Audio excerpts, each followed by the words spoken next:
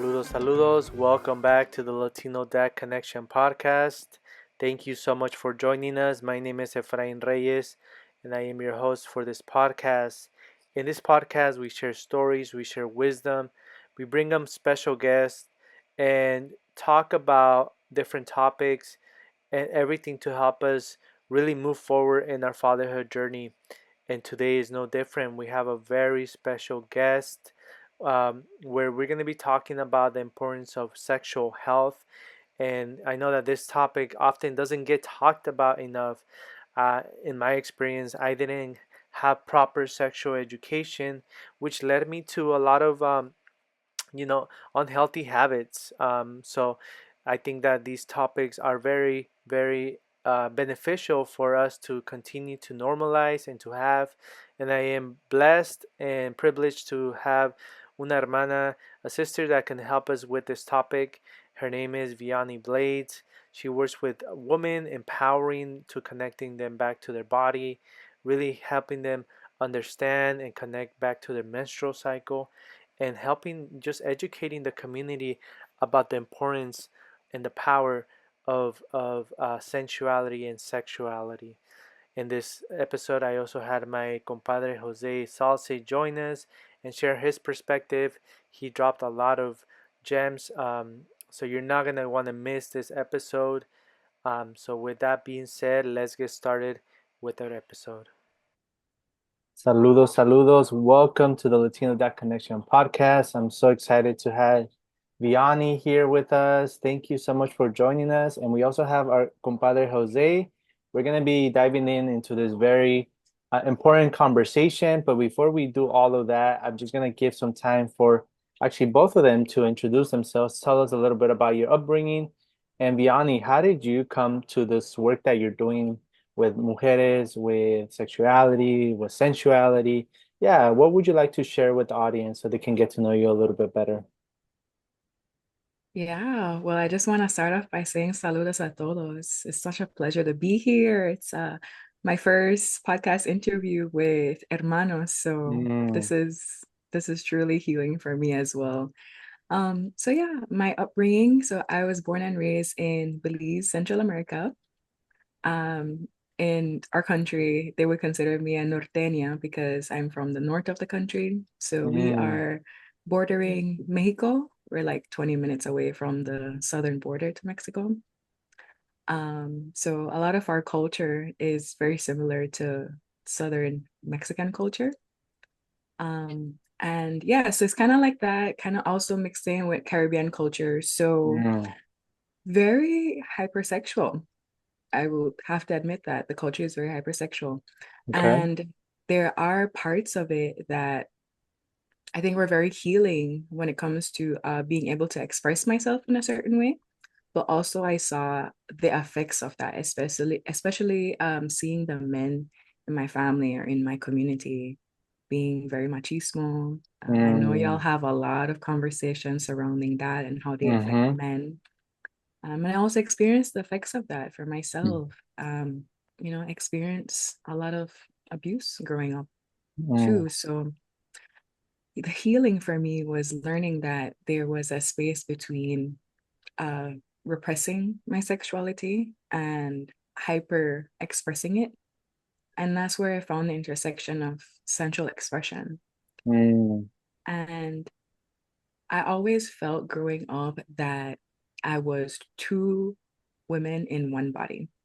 And I mm, always talk to my sisters or the women that I talk to, I coach them and I say, if you ever felt like you were two women in one body, sensuality is the bridge between that. Because a lot of times we feel that if you're in spiritual communities, you're not supposed to express, that part of you, or if you're in a lovemaking session with a partner or just mm, expressing yourself sexually, that your spiritual essence cannot be in the same place as that. mm, mhm, And when I've learned that central practices were so healing for me, even like on a emotional level, I've never gone back.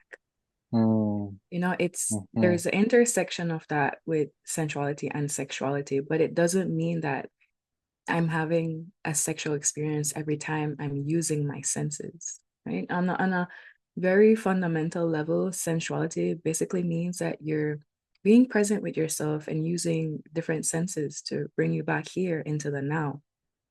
And so a simple practice that we can do is when you make your tea in the mornings or in the evenings and you're present with the temperature of the tea, the flavor of it, the smell, the aroma. Just a moment like that is a central moment. Like the little mundane things that we do can turn into our central practices. And the only shift that's needed is the intention behind it. And when we cultivate that more and more, como mujeres, it grows and it nourishes us in a different way so that when we come into our families and our homes and with our parejas, you you're so fueled from within that you're giving from the overflow. And I think that's really healing to share because a lot of times, and I've experienced it so many times that you give and you give and you give so much as a woman. And culturally, we have been taught that that's what we're supposed to do. And so when I devote time for my central practices, that's time for me. It's also time for me and my relationship to spirit.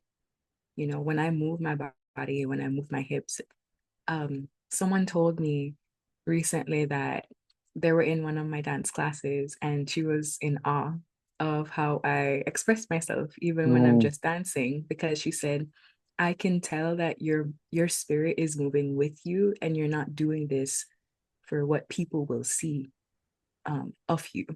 There's a mm, different expression when it's coming from within rather than seeking the validation from people outside. So yeah. mm. So yeah, Wow.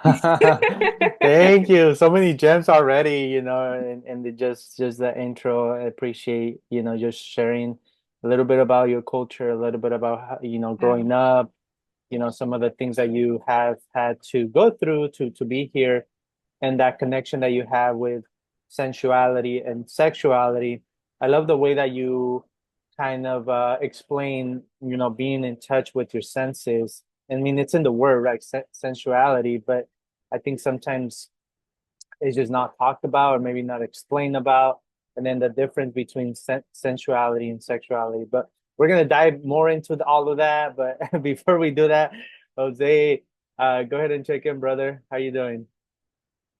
Yes, thank you, Jose here. A lot of you know me. I'm co-founder of Latino Dad Connection, and I'm also very grateful to have Vianey here because this conversation needs to be had, and we need more of this. And before I say more, I'm going to take a sip, an intentional sip of this tea.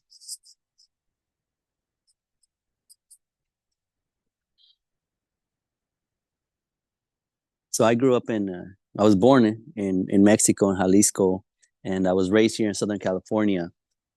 Um, like many men, we've been doing this now for 3 years, and so we've encountered hundreds of men already in our community, and one of the common themes is this lack of knowledge when it comes to sexuality, sensuality, and how we as men uh, relate to our own body and understand the feminine, the woman, truly from a perspective of not from a perspective that was passed down from us to us, pues, but rather like we create from a perspective that we get to create our own relationship to our own body and understand the feminine.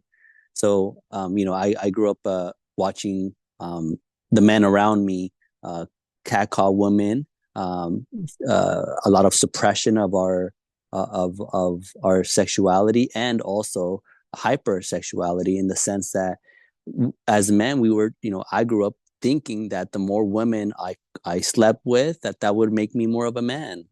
That the harder and the more brave that I presented myself um, was somehow meaning or would make me more of a man.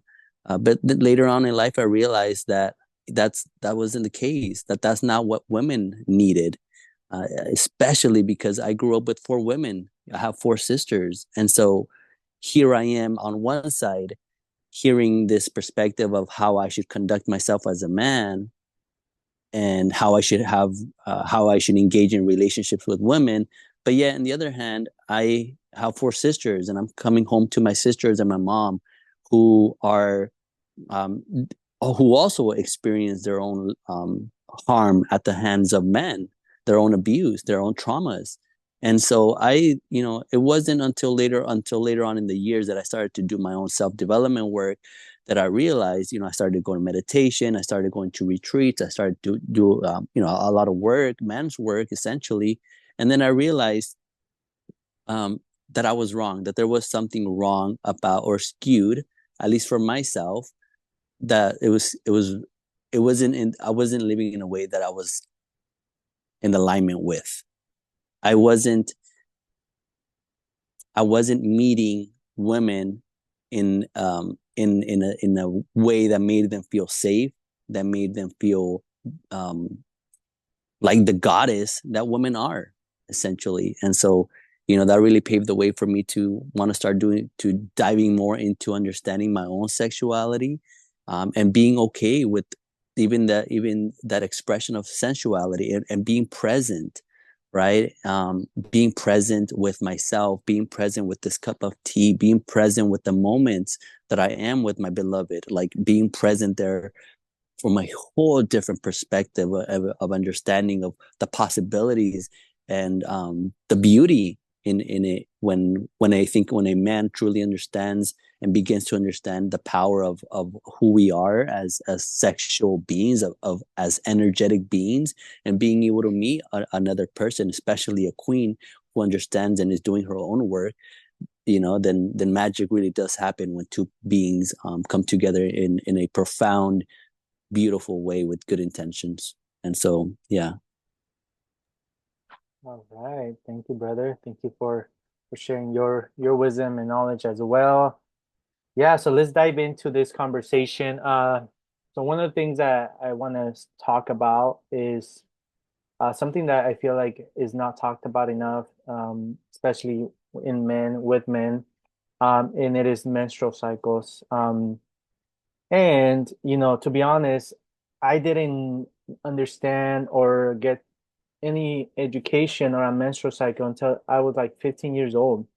And that's really sad, because I also have a mom, I also have a sister, and there was women around me. Um, and eventually, I had my partner, but I want to dive more into it because I know that you share a lot of information, a lot of knowledge for mujeres to understand what this process is, the moon cycle, right? And how to really change our perspective about this sacred time, and also how can men support women during this time, right? So yeah, I'll pass it on to you, Vianney, to share a little bit more about that, and we'll go more into it. Yeah.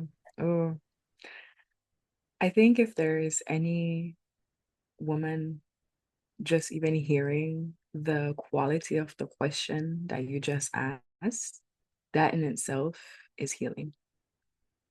So thank you on behalf of all of them that will hear this.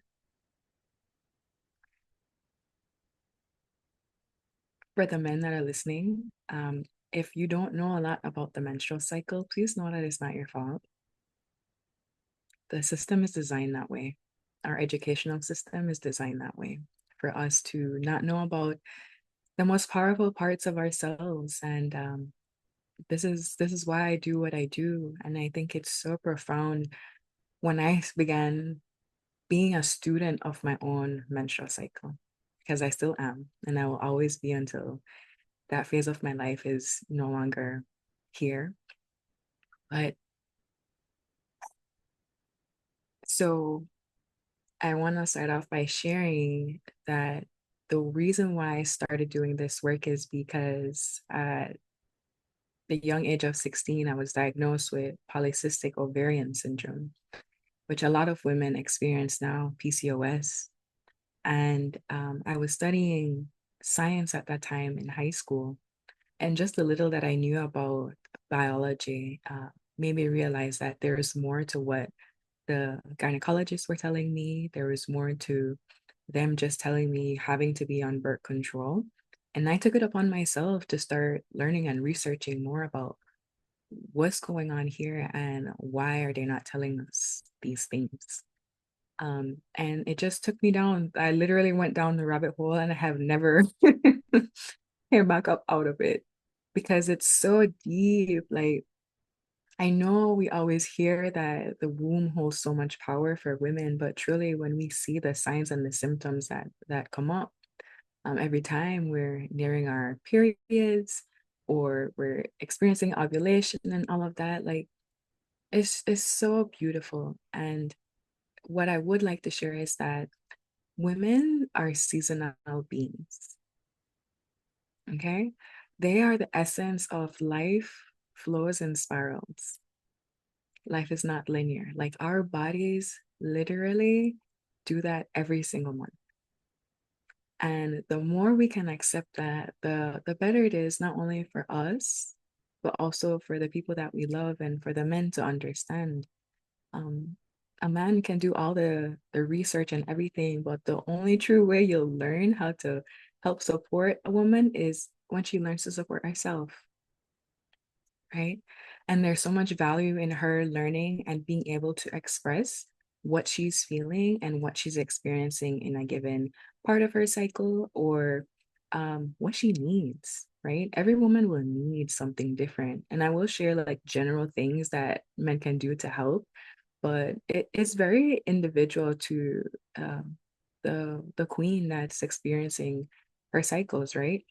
So this is a process of death and rebirth while still being alive. And the more we can embrace that, the relatively easier it becomes. Easier said than done, because for us as women, which I'm pretty sure you both have experienced this already, where your partner probably, their mood starts changing and shifting right before their period starts or while they're on their period. And there's a reason for that. If a woman does not have the space to rest, if she doesn't have the space to just be a little bit more introverted and to literally listen to her wisdom and her intuition that's ready to surface during that time, it will manifest as symptoms, like physical symptoms, pain, irritability, um, bloating, all of that stuff. Yes, it has can do with diet and all of that, but collectively, a lot of women do not have space. They do not have time. They do not have the type of support that they truly desire in their lives to be able to just be. And we need a lot of time to just be ourselves and to also express ourselves. This is why I share a lot about sensuality because it's really healing for us. Life itself brings its stressors, right? And our bodies are easily we're not wired to be dealing with a lot of stress, right? Our bodies are wired to experience a whole lot of pleasure, and you guys know that already, right? A woman can experience a whole bunch of orgasms in one lovemaking session, all different types too. So our bodies thrive when we're able to give it pleasure and we're able to give it rest and able to just express ourselves. But the world that we live in is not designed that way. So we have to learn how to live within the context of society while also really advocating for our needs and honestly saying no a lot. I think that's one of the things that we as women find it hard to say no. No to this, no to the kids, no to the husband, and just take time for yourself. So we have 4 phases, and I like to share that the 4 phases of the cycle reflects the 4 seasons that we go through. So you have your winter phase, which is when she's on her period. And during winter, if you think about it, it's synonymous. Like you want to stay cozy, you want to stay warm, you want to drink the chocolate, you just want to be in a relaxed state. right? And the body needs that because even our body temperature drops when we start our periods. And a lot of women don't know that. So keeping their feet warm, telling her, you know what, drink the warm teas, rest your mind. Mental rest is so important because when we're bleeding, we're also our most psychic. And what disrupts our psychic interpretations of the messages that we receive during that time is all the stress, all the noise, all the everything bombarding us all at once. And I think that's why a lot of times I can empathize when I see a woman saying, I'm on my period and I feel quote unquote like they're irritable and not the best persons because they don't have the space, right? But then you move into the follicular, which is her inner spring. She's feeling vibrant. She wants to talk. She wants to play. She wants to have fun. She's flirty. She's full of life. She moves into ovulation, which is her summer. She's in her prime, which doesn't last long. But, you know, ovulation is for a woman her most creative part of her cycle. Like, yes, you're primed to conceive, but it's not just to conceive. You want to create something with this life force energy, right? You want to, this is the time when she might feel inspired to, I don't know, sing, dance, create some type of art or a project that she wants to bring forth into life. The best time to start it. And then she goes into her inner fall, which is the luteal phase that a lot of us, I say us because I'm still growing in that myself, but it's the time where I always say, like, her truth teller comes out. Like, if things are not in alignment in her life, it will be revealed to her, or her emotions will be so heightened that if she takes responsibility for what is coming up and she really looks at it, she can make those changes in the next cycle of her life. And this is how it goes. And you grow and you grow and you grow. And ideally, what's supposed to happen through all these years that you have your cycles, when you get to the phase of menopause, this is why you become an elder in your society, right? You are then being able to teach the women that are younger than you from all the wisdom that you have acquired through all your cycles. And so our spiritual essence is very rooted in our bodies. Like, yes, we meditate, but I always tell women, like, our bodies are inherently primed to have days to just be in a meditative state. And that's when we're on our periods. A woman, that's when you say she's the oracle, that's when she can share the most, you know, when she has that time to just be with God, be with the opening. Our cervix literally opens during that time when we're bleeding. So you're not just open to release, you're also open to the energy around you. It's fascinating, like truly fascinating when you're able to view it from that lens. And I think it's beautiful to be able to share this on platforms like this because um, I'm often sharing this with women that are already interested in learning more and not people that have no idea about what the heck is going on. So, yeah, I hope that answered your question a little bit there. Yeah, answered it beautifully. Thank you for sharing the way of like the cycle with the seasons that really like painted a picture and made me Hmm. understand a little bit better that there's a lot more going on than we see or we understand, right? And it's for each woman to really start this exploration process and this understanding of their own bodies, right? And for us as men to be the witness and the cheerleader and the supporter to do that, right? And I'll pass it on to my brother Jose so he can give us a little bit more perspective on this topic from the male and the masculine perspective. Thank Hermano. you. Thank you. So first off, I just want to say gracias. Thank you for the reminder that it's not entirely our fault. And I want that to land with the listeners as it's landing within me, because you're right.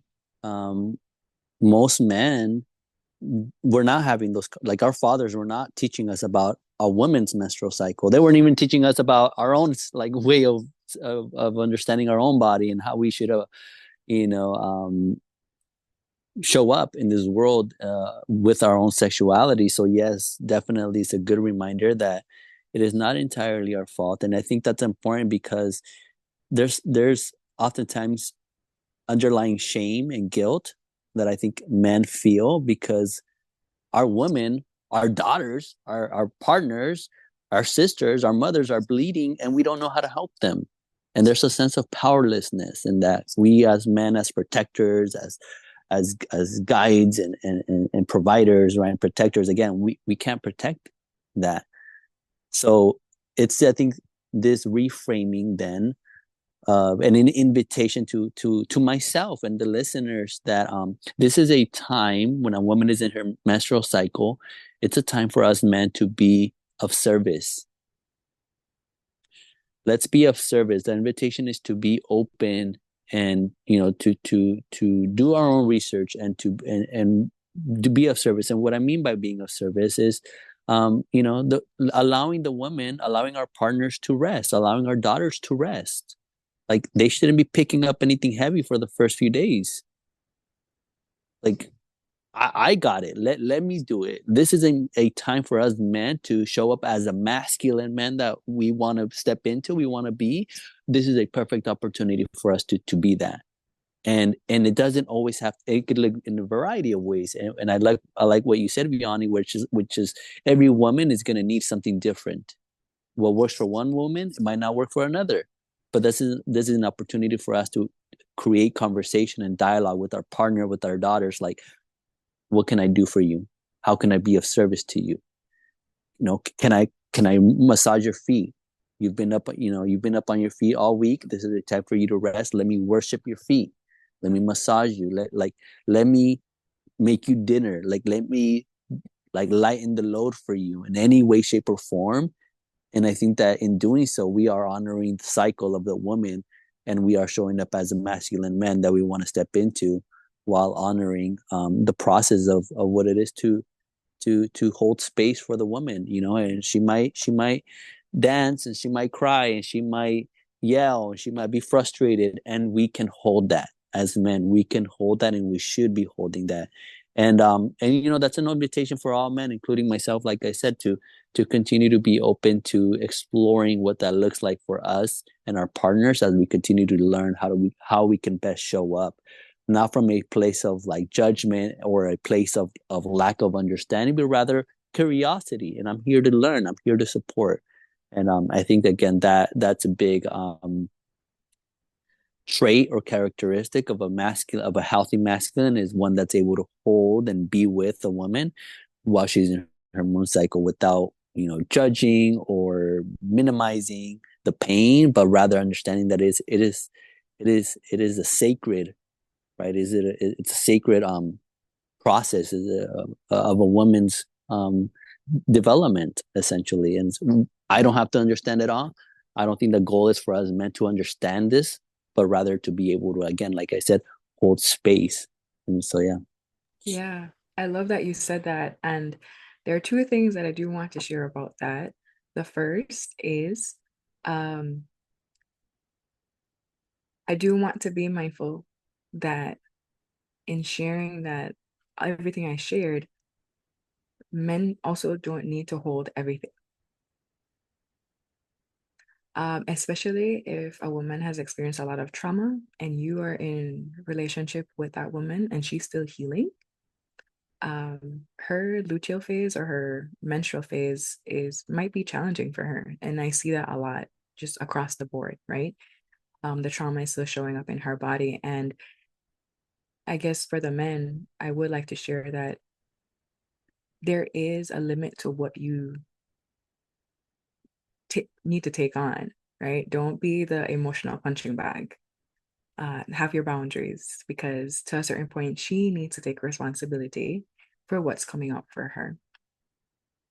I think that's really important because uh, the rage that we can experience during that time is, I know women, we always, and y'all might laugh when you hear this, but sometimes that luteal phase, we call it like just off with men's head phase, right? It's screw the patriarchy.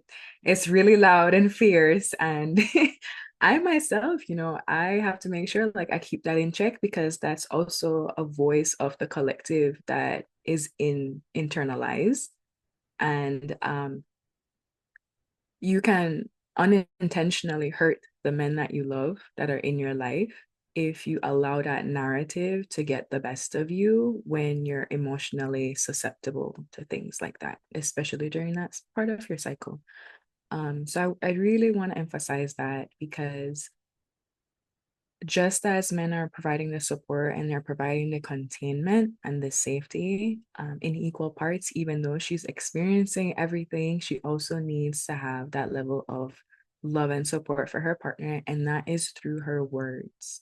That is through what she says. That is also through the action that she takes, even though emotionally, like, just everything is just irrational. Logic is out the window at some point. And that's our practice, to be honest. That's why I really feel like when women are experiencing PMS symptoms, that is the practice. The practice is, how do I bring logic and rationale into this very irrational experience that I'm having right now? And honestly, that's where the wisdom lies. Can I share with you that I am upset, that I am enraged without projecting that onto you? And I think that's really key. And that also, because I will say, I have heard from men too that some men feel, what's the word that I want to use for this? Some men do not have the affinity to support their women while they're on their periods. They actually want to push them further away. They're like, that's your thing. You deal with that. I want no part in it. And I don't entirely think that it's their fault. I think a lot of men are honestly traumatized too by the way how women have showed up during that phase of their cycles. And so we also have to be mindful of that. We also have to learn that the safety, right, is not just a one-way thing, that we also need to show them that it is safe for them to be present while we're experiencing our emotions, while we're experiencing everything, and to have our own practices in place so that that can still happen while our men still feel safe around us. I think that's a really important part of the conversation too. Mm, thank you so much for adding that. I think that is huge, right? Because it Yeah. is a dance when we are in relationship. And I love the way that you frame it because I feel like you give the woman that power back to themselves, right? And it's in taking accountability for their own experience, obviously with men supporting, but not being that emotional punching bag, having those boundaries as well, right? And it's all about like learning how to communicate and how to self-express in these different times of the cycle. I really, really love that. And you mentioned having different practices to connect back to your body and really understand that inner wisdom that is being shared with you as you are having a menstrual cycle and just through life. So I would love for you to share a little bit more about what are some of those practices. How can a woman, if a mujer is listening to right now, and I encourage, if you're a man that's listening to this podcast, share it with someone, a sister, share it with your partner, because they're going to get a lot of wisdom from this podcast. So the question is, if a woman is feeling disconnected from their bodies, they're feeling not connected to the menstrual cycle, to their sensuality, their sexuality, what are some ways that they can start becoming more connected? What are some things that you would like to share with a woman out there? Yeah, beautiful question. Oh, there's layers to this. Okay, sensuality. There are many ways that I can know that a woman is not tapped into her sensuality. The first sign is if she really dislikes her body. Because you cannot enjoy and love the presence of the skin that you're in if you're not adoring it, if you have a little level of body shame, you know, and a lot of women deal with that. It's collectively like what we hear, the perfect image of a perfect body should look like.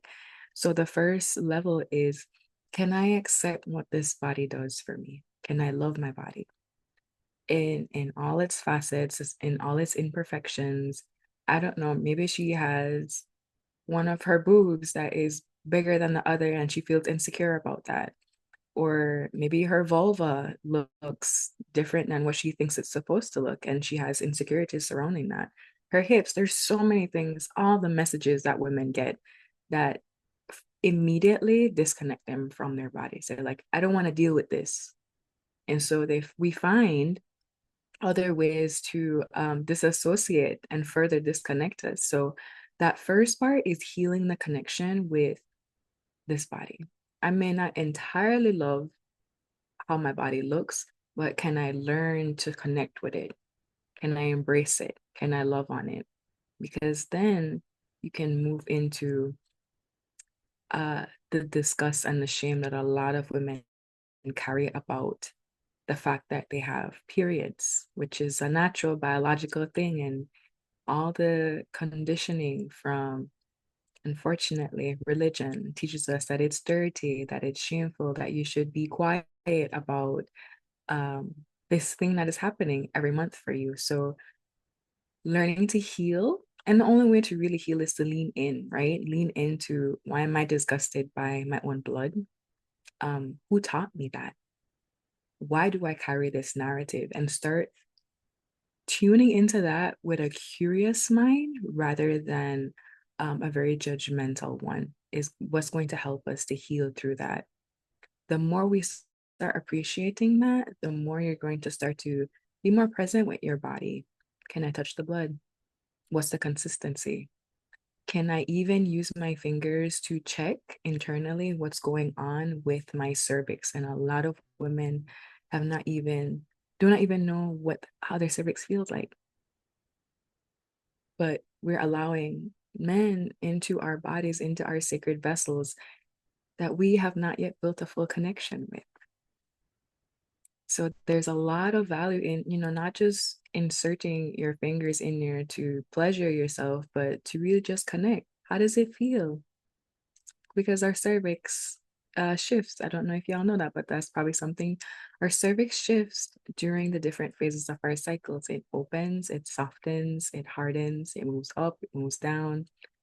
So it also has its own dance that it experiences as we're going through our cycles. And part of what I teach is like, learn how to really connect to your body. If the idea of doing something like that makes you feel cringy or makes you feel like, ooh, I don't want to do that, that's where you need to go. Like, go right there. The cringe, follow that. Because there's a beautiful path that awaits you right there. And so um a lot of those practices to help us connect to our yonis, which is, the female genitalia, is what's going to actually help us to really learn to receive her messages. So that's, I think, one of the foundational steps to like learn how to connect to that lower part of your body. If you don't connect with it, you're going to stay up here in the mind, you're going to stay really logical. And that's when we see a lot of women just being in their heads and being more hypermasculine. Or they only love or connect to their yonis when it's just to reach an orgasm, which is also on the hypersexual side. Can I just be present with it? Can I just be curious with it? Can I just learn? Because she's going to tell me a lot more about what's to come in the next phase of my cycle and then the other phase. And that too is a central practice. I always tell women, like, touch your vulvas. How many times have you not seen men touch their lingams multiple times a day, right? With no shame at all. And you see that, right? It's just a fact. But ask a woman, ask a woman to do that, and majority of them will be like, ah, what? No. And when you see that, that's shame. That's the shame that has been passed down from your abuelitas and your mama. I mean, I'm the one now telling my mom, like, Mom, you should probably touch your vulva. She's like, no, hija, no, what? I'm like, it's the cultural thing that we have, especially in the Latino community. Like, it's so loud. Um, and so learning to love your body in all those different ways will help you to be in your body. And when you're understanding the language of the body, you can then learn how to communicate with her. And for me, a lot of that comes through dancing. My dance is my spiritual practice. My dance is healing for me. It's being able to move through all of these emotions, because women, we feel so much. Like in the next 5 minutes, I could feel 5 different emotions in that one short span of time, right? So I always share that it's important for us to move, because energy in motion stays in motion. We're not meant to be staying still for too long. We have to move. And so being able to move, and to move through dark emotions that we experience, because our cycles will take us there, whether we want it to or not. And I have different levels of how I dance, right? Sometimes my dance is to express the deeper, darker parts of myself without having to explain anything. That's the beauty of dance. You can translate something into dancing and not have to sit and have a whole like talk therapy session about it. Music, maybe I want to listen to darker tones of music to help evoke that out of me. So being able to go into the darker parts of your own psyche and your own expression without hurting anyone is a beautiful and healthy way of tuning into that, because we need that. And you both know this because you're both doing that healing work. That can be a level of shadow work, right? How can I meet my own shadow so that it doesn't govern me and so that it doesn't affect the people around me? That's what I do.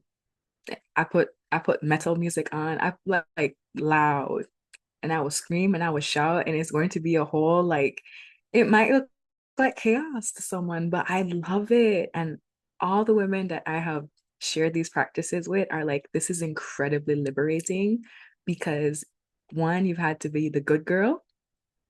You had to make sure that you don't do this and you look a certain way and you only do that. And no, we all have darkness in us, right? And so when you're able to express that, you're able to really drop into your body and feel what it's telling you to do. Is healing. So dancing, connecting to your yoni, connecting to your heart, feel your emotions. Don't just intellectualize them, because I know I've seen a lot more women start to say, oh, this and this and this. No, you have to feel it. Your womb is feeling it, your heart needs to feel it, and then you need to release it, whether that be through singing, whether that be through crying. You need to punch a pillow, or you need to just dance with it or meditate and really, let it process through energetically. Like there are ways. There are ways. Wow, such beautiful answer. Thank you so much. Jose, what would you like to add, hermano? Yeah, Yeah. tell us, Jose. You said a lot, and it's amazing to tune into the depth and how deep things really go. And so I'll start with this. I think that what two things that I've learned so far on my journey that's true for me is my understanding that when men are healing, um, in order for a man to get to a certain level of healing, we need to address our inner child, right? And another thing is, as men are healing, part of that healing process is to have that awareness that we also need to heal our sacral chakra, right? That's the chakra that is the powerhouse of our sexual energy, of our life force, creative energy, and it's a must. It's a must. And so part of that, of the work that I'm doing as a man, and the invitation is for men in our community to start to look at the relationship and how we are in relationship with our own sexuality. From this understanding, then we can be in a better place to understand and support our women. And so as we are speaking about how we can support women, or how women can get in touch with their own body, I think as a man, what comes through for me is the reminder and the invitation for us as men to worship the woman's body just as it is, especially our partners. And if we have daughters, then start encouraging them to love who they are, like love the imperfections, love the beauty, love everything of who our daughters are, because unfortunately our daughters are being raised in a society that's telling them, if you're not thin, if you don't look a certain way, then you're not it. And whether that's our daughters or even our partners that have also unfortunately have grown up with that mentality of trying to keep up with the trends and the Botox and this and that. A lot of the time, not all of the time, but a lot of the time, that just further disconnects instead of bringing us back.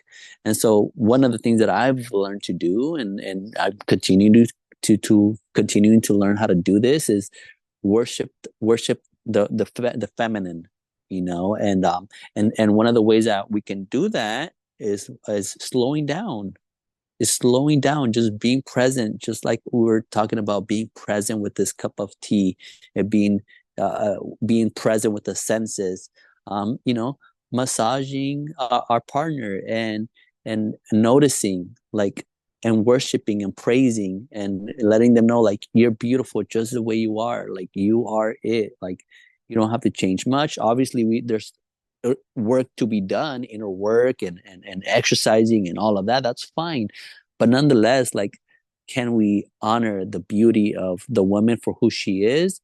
And I think that is, if we can continue to step into that, then that opens that creates a safe container for the woman to surrender to us, because she feels safe knowing, like, that her imperfections and her boob that's bigger than the other, like, it's all beautiful and it's fine and it's welcome, and I receive it and I praise you and I love you, and I'm here to cherish you and show up for you in that way. I think that's part of the reframing that I've continued to step into, and the invitation is for men to do that. Now, I think one last thing that I'll share is the importance you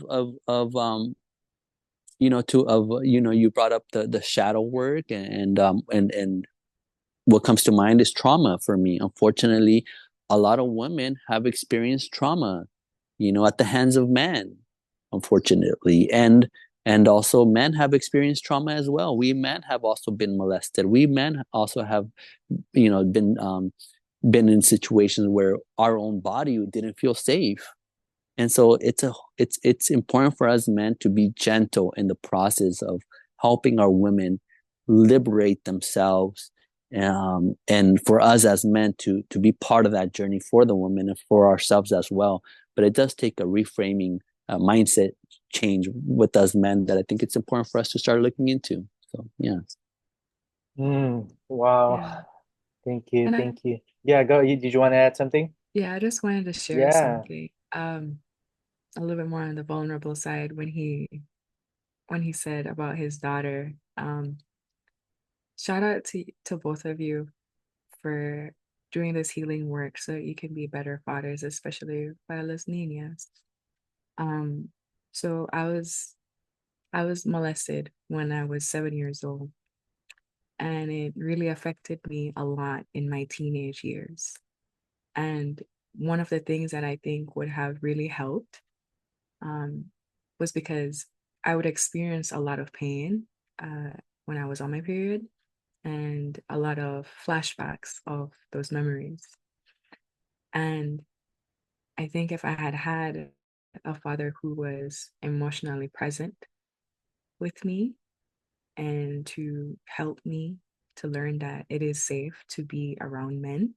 A lot of that would have healed a lot quicker in my heart and in my womb if I had him present there and telling me like it's okay. So when you share that, like I really feel that, and it's healing to hear that as well for my inner Nina, that's something that you both are doing and that you have the desire to want to know more so that you can be better fathers for your daughters. Because truly, I was thinking about this before we got on this podcast, that the first time that a young girl realizes that she has the power to create life is when she has her first period. And we've lost so much of that, the ceremony and the ritual of helping our young men and your young women to embrace, this new stage of their lives. And it just really lands softly in my heart to hear you say that and to want to be able to support her as well. So thank you for that. Wow. Thank you, hermana. Thank you for your vulnerability. Thank you for sharing. And I know that your story will resonate with a lot of mujeres out there. Um, it's a coincidence because my daughter right now is 7 years old. So like this is the work that I'm doing for her, Oh, for her to yeah. feel safe. And it just brings like tears to my eyes, because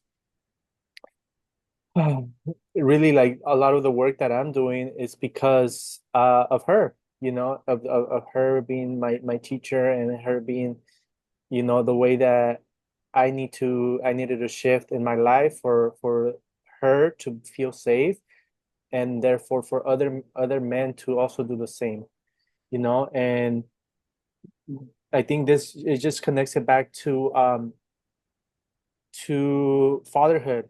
And it's like sometimes we think about like, oh, or people might say like, why are you guys talking about sex or sexuality or things like that, and what does that have to do with fatherhood? Well, it has to do everything with fatherhood, because if we are not safe for our own family, if we're not safe for our own daughters, then how are they going to expect other men to be safe, you know Yeah. so I think that is huge. So I think that this conversation obviously can continue and can unfold in many ways, and I hope that it does. I hope that we can continue this conversation in many Yeah. Let's ways. do a part 2.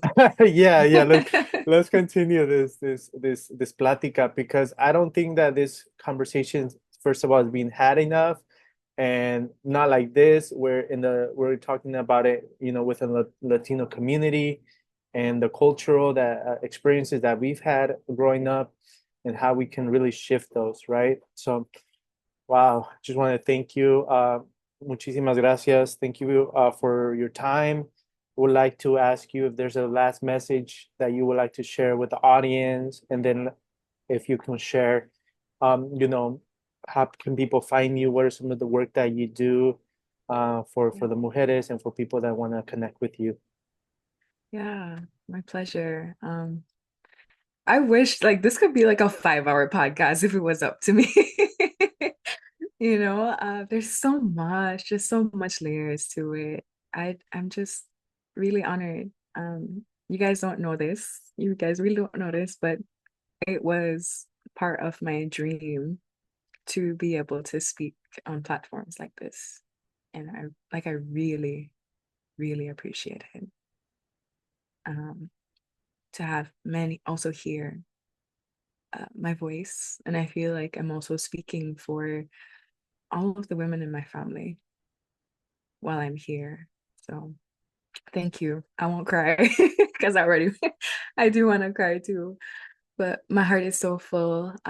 If my last words is, I just pray that this platica sparks a little light in maybe someone's dark days or dark season of their life.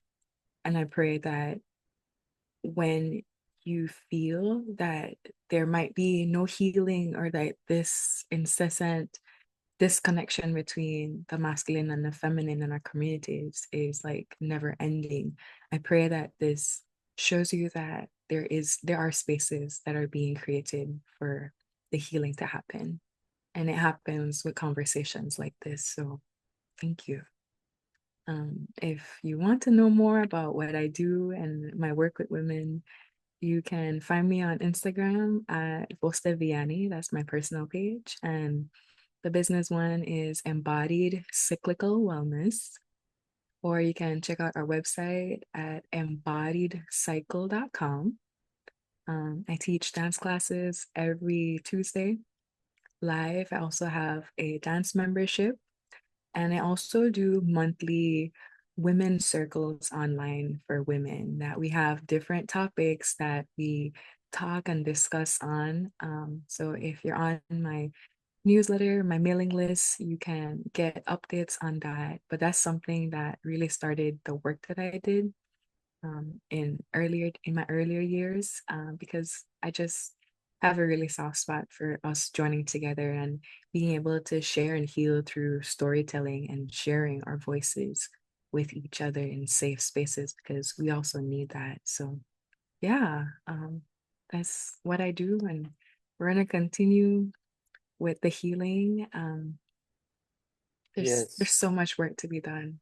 I'm So much grateful. work. So, and we're grateful for you stepping into that. We need more mujeres to be doing this work, more hombres too. More men.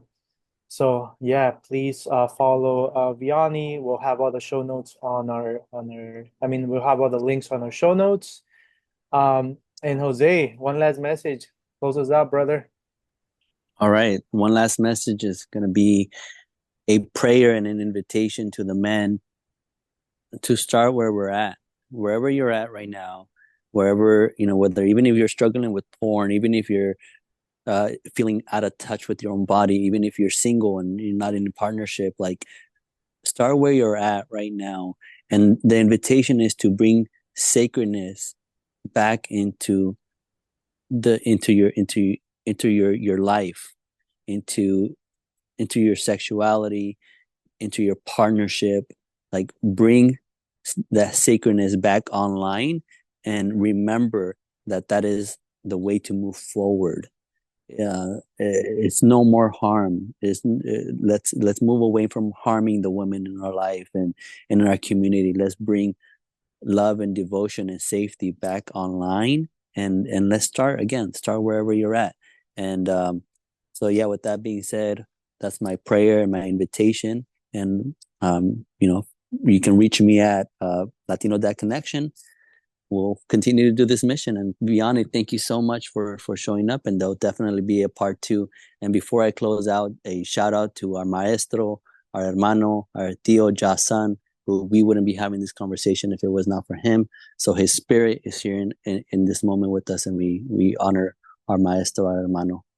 All right. Shout out to Josh-san. Maybe we'll have him on our podcast soon too. All That right. needs to happen. Right, right. Thank you so much. And yeah, thank you. Appreciate you.